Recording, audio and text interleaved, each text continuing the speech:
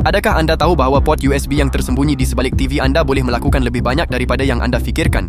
Hampir tiada siapa yang bercakap mengenainya. Dan yang paling teruk, ramai orang membayar mahal tanpa mengetahui bahawa mereka sudah mempunyai fungsi ini di TV itu sendiri.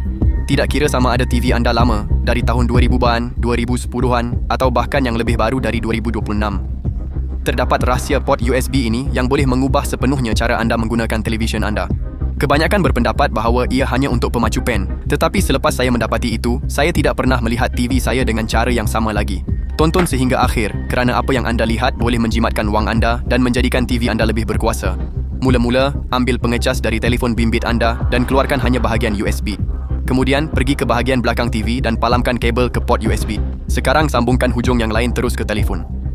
Setelah ini selesai, buka penyemak imbas mudah alih anda dan cari tag Play Games. Masukkan hasil pertama yang muncul, ketik pada 3 titik dan kemudian pergi ke pilihan hiburan. Sekarang masukkan di sini cara menukar TV lama menjadi pintar. Muat turun apel, buka, ketik sambung, pilih sistem TV baharu, ia sangat pantas, dan tunggu sambungan antara telefon bimbit dan TV selesai.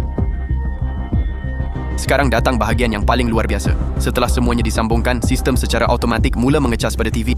Apabila saya melihatnya berfungsi, saya tidak percaya. Saya benar-benar fikir saya perlu menukar televisyen, tetapi saya mendapati bahawa saya boleh mengosongkan beberapa fungsi hanya dengan berbuat demikian. Jika anda menyukai petua ini, hantarkan kepada seseorang yang juga perlu mengetahuinya.